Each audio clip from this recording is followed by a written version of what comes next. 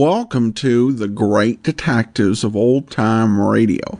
From Boise, Idaho, this is your host, Adam Graham. If you have a comment, email it to me, box13@greatdetectives.net. Follow us on Twitter @Radio Detectives and become one of our friends on Facebook, facebook.com/Radio Detectives. As you're making your travel plans, remember JohnnyDollarAir.com. JohnnyDollarAir.com is a Priceline affiliate, so you can name your own price on hotels, rental cars, airline tickets, and even more, or choose from great published fares just as if you typed in Priceline.com.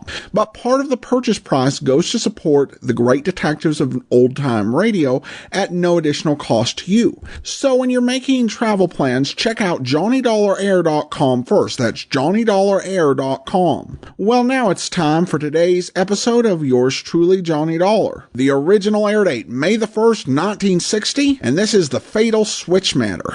Oh, and I should warn you in advance, the audio is rough in a few places and there's a few skips, but I think the whole story remains intact. So here now is the Fatal Switch Matter.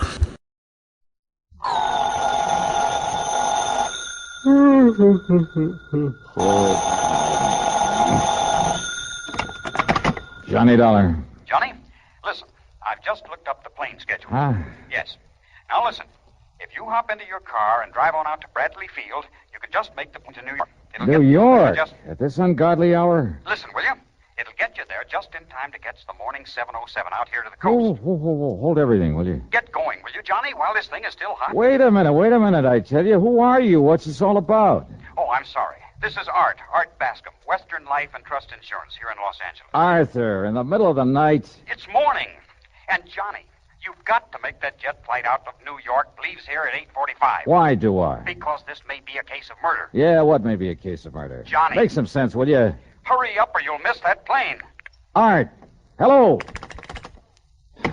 Okay, here we go again.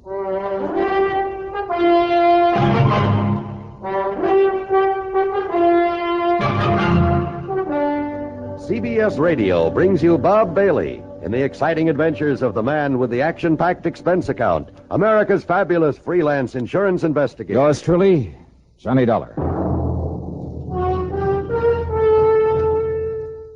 And now, Act One of yours truly, Johnny Dollar.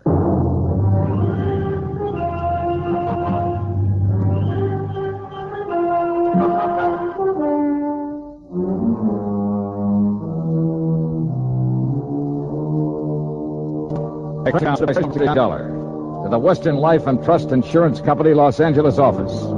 Following is an account of expenses incurred during my investigation of the Fatal Switch Matter.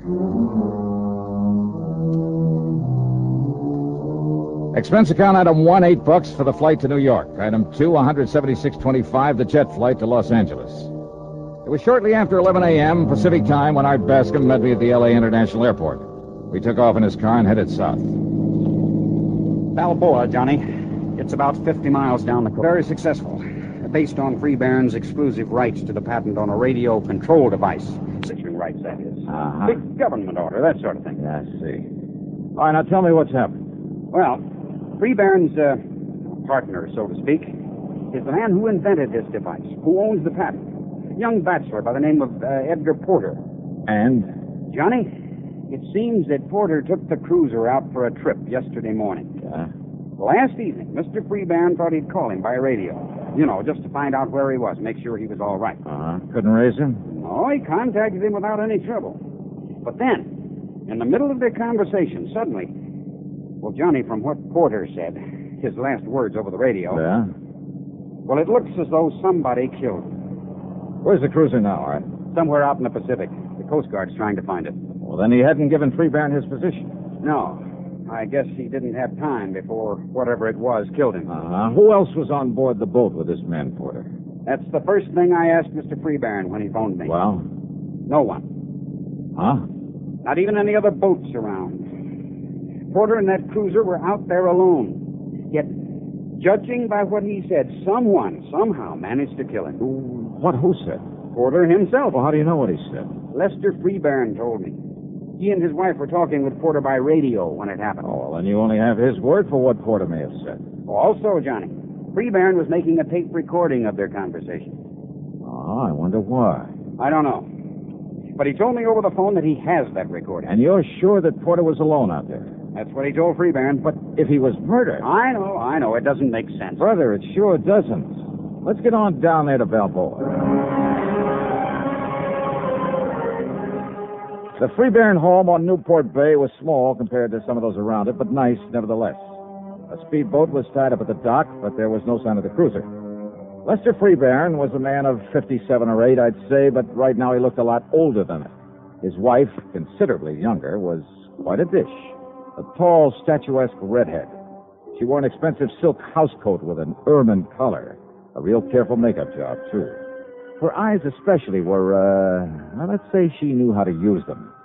And Art Bascom had said that Edgar Porter was a young bachelor. Sit down, gentlemen. Sit down. Yeah, sure.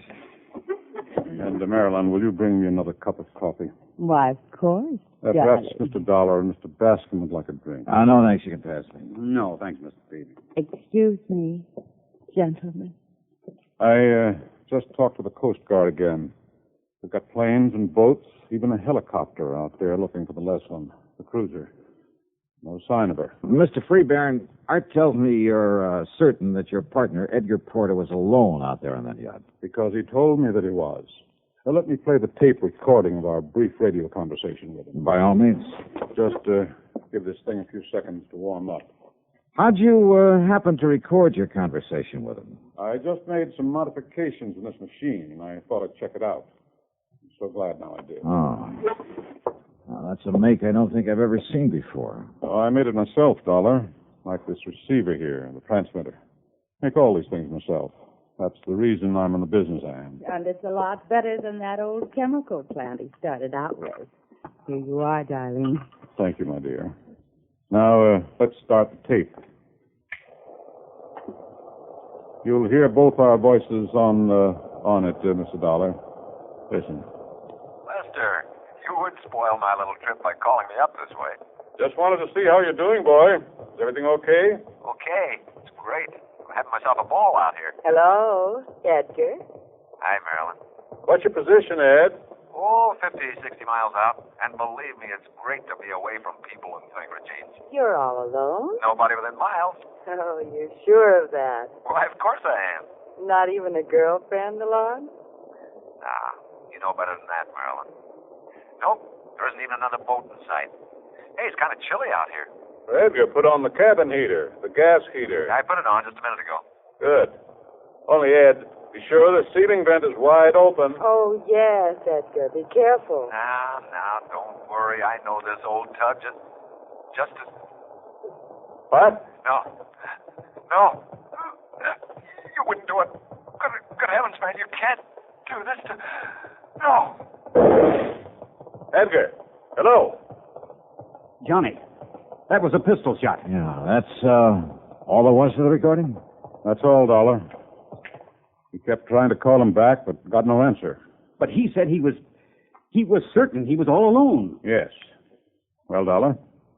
Impossible, huh? Impossible. Except for one thing. Yes?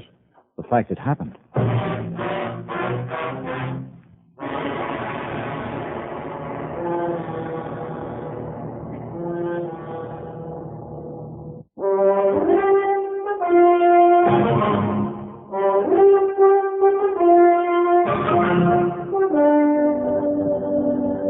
One thing is sure, Mr. Freebairn, there isn't much we can do until the Coast Guard locates that cruiser of yours. They've promised to call the minute they do. Johnny.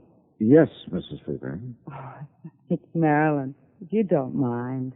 Oh, sure. No, I don't mind. Well? Edgar said he'd already put on the gas heater there in the cabin. Why, yes. And the cabin on the Leslin is rather small.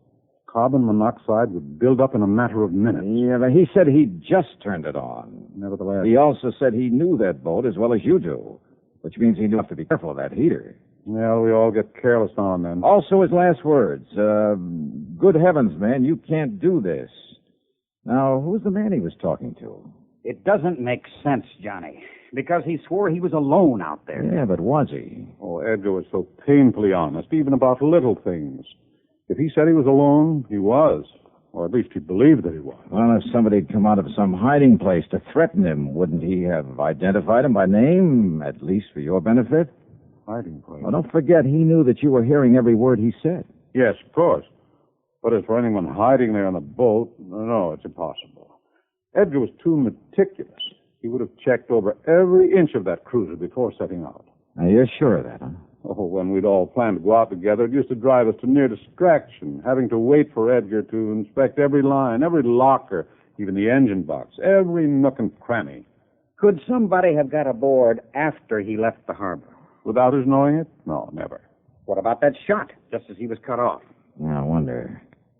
You know about radio equipment, Mr. Freeburn? And I know what you're thinking, Dollar. Yes, it's quite possible that was simply some connection breaking when he fell against the transmitter. Or it may have been a shot. By whom? Suicide? Edgar? Oh, never, Johnny. You sound pretty sure of that. Oh, I agree with the Dollar. Edgar had too much to live for. His invention's about to make him millions, thanks to what I've been able to do with it. Well, then this radio control device will do all right by you, too, won't it? Of course it will. Now, just a minute. What do you mean to imply by that? Incidentally, Art. Yes, John. Just what's the insurance angle on this thing? Oh, I thought you understood. There's a partnership policy between Edgar and Mr. Freeburn. Survivor of the two becomes the beneficiary? Yes. For good heavens, do you think money would ever compensate for the loss of a man, a friend like Edgar? What's the face value? $225,000. Oh, No, Dollar. Hey, tell me, if Edgar is dead, Mr. Freeburn, do all rights to this patent revert to you? Yes. After all, I'm the one who... Now, look here, young man. Yes, Johnny. Well, just take it easy now. Oh, and there's one thing I forgot to ask you. Well, How did you get to know Ed Porter? there's no secret about it. Merrill met him at some yacht club affair, persuaded him to bring the radio control to me. Oh, and there's another thing I forgot to ask. Yes, what's that? Who is your contact over at the Coast Guard? A man by the name of Adam Patrick. Huh? Pat?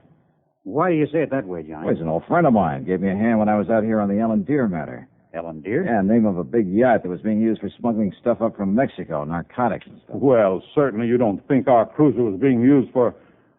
I don't see the connection. All right, let me use your car. Of course, Johnny. Here are the keys. Good, thanks.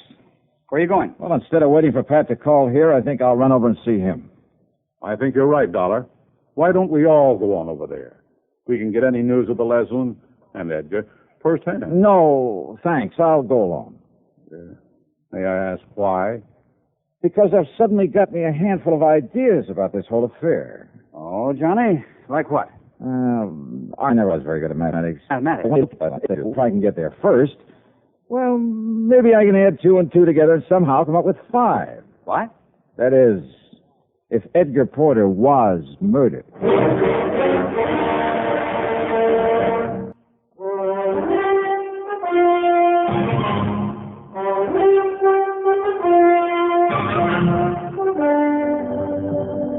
I tore on over Coast Guard quarters. Found my old pal, Adam Patrick, was just about to take off in a cutter. Okay, boys, cast off and let's get underway. Aye, sir. No, wait. Johnny! Hold everything, will you? Aye, sir. Here I come. Johnny Dollar, who do you think you are, Superman? Hiya, Pat. I hope you're heading out to the Leslin. Why, yes, one of our cops spotted her a few miles out. You're working on this one, too? Yeah, kind of a thick one, isn't it? Sure it is. Now, a man completely alone out there could be murdered. There couldn't possibly have been anyone with him. At least with old man Freeburn has been telling me the truth. Oh, I think he has, Pat. At least as far as he's gone. What do you mean by that? Well, does he know you've located the Leslin? Sure. When I got word, I phoned him, then grabbed Dr. Wilson. See him up forward there. Hey, wait a minute. You gave Freeburn the position of the Leslin? Sure, why not? Hey, listen, can you get a few more knots out of this barge? We're up on top right now. What do you mean, Johnny? How much do you know about Lester Freeburn and his wife? Man, that Marilyn. Huh? Greatest business asset a promoter like Freeburn could possibly have. Oh, How else do you think he got his paws on that radio control he made? yeah, I know about her connections. Why not? Why shouldn't she? It's that kind of monkey shines that keeps her in furs and expensive cars and everything else she likes. Yeah, I see. Then the Freeburns are quite a team, huh? Understatement of the week. And I understand he does pretty well for himself. Look, when that government contract gets rolling, and if his partner's dead, well, man, he's back in the black so fast. Oh, you think he's in the red now? Look, after all that dough he spent on that plant, Johnny, A couple of $100,000 might come in handy, huh? even $1,000 or two. What are you getting at? Let's get on out to the Leslin, huh?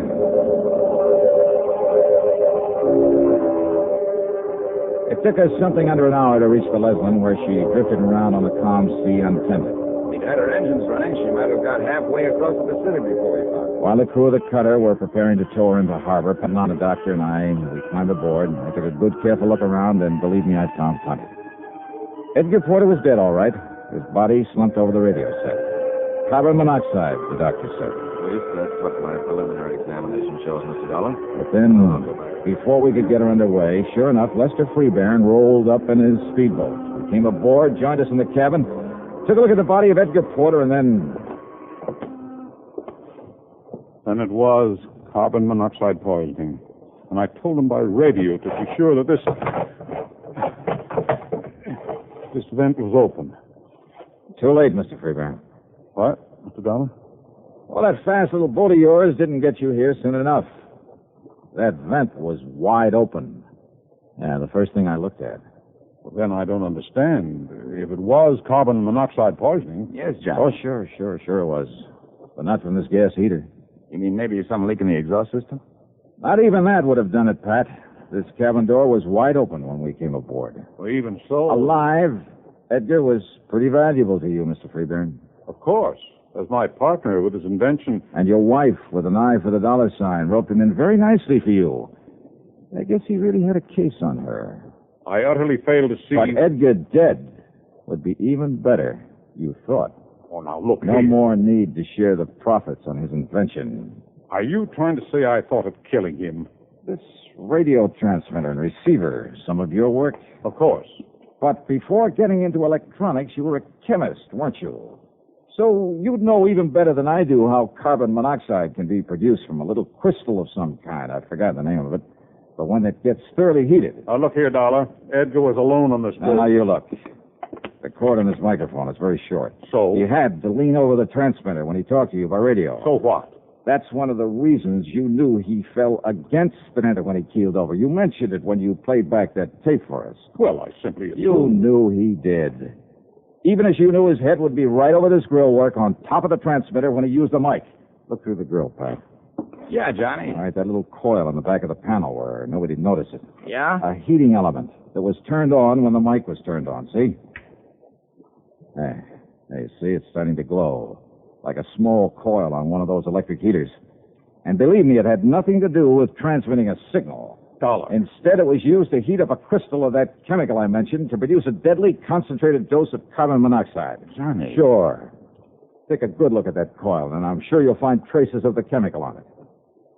Get the picture, Pat? Yeah, Johnny, I sure do. All he had to do was stay right there in his home and put in a call to Porter on the radio. That's right. To answer him, Porter turned on this transmitter. When he leaned over to use the mic, that meant he was right on top of the coil with the chemical on it. The coil that was heating up, producing the gas that killed him. Oh, that dirty, diabolical.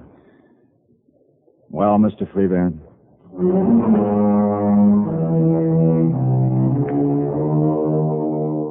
Yep. Lester Freebairn had suddenly run out of answers. And I'm willing to bet that the best lawyer in the country can't get him out of this one. Best of all, of course, he won't collect a penny of the insurance on the partner that he murdered. Expense account total, including all the incidentals I could think of, and the plane fare back to Hartford, $386.21. And cheap at half the price. Yours truly, Johnny Dollar.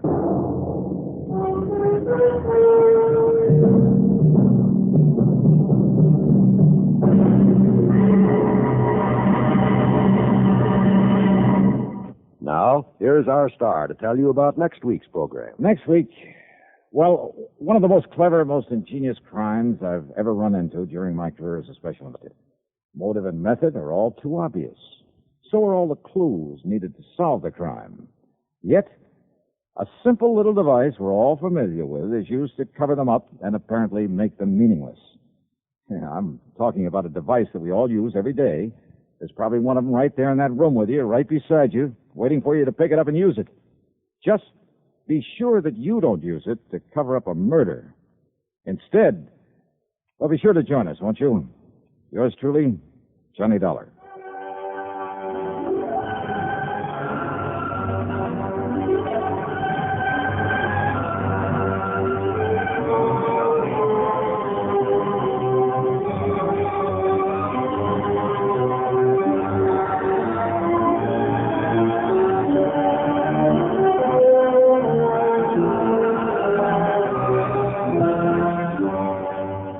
Yours truly, Johnny Dollar, starring Bob Bailey, originates in Hollywood and is written, produced, and directed by Jack Johnstone.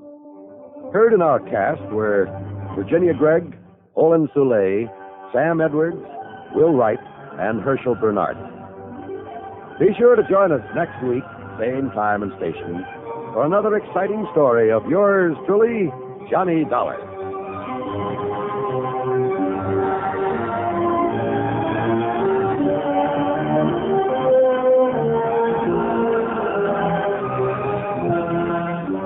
This is John Wall speaking.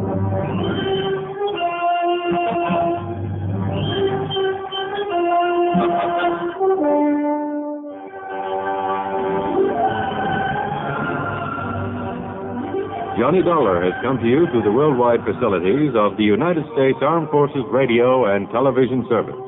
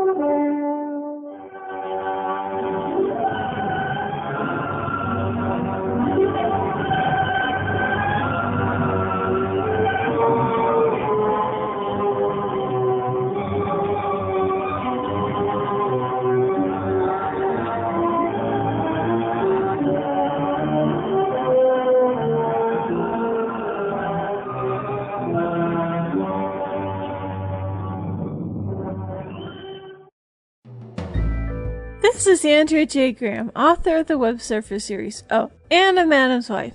You're listening to the Great Detectives of Old Time Radio.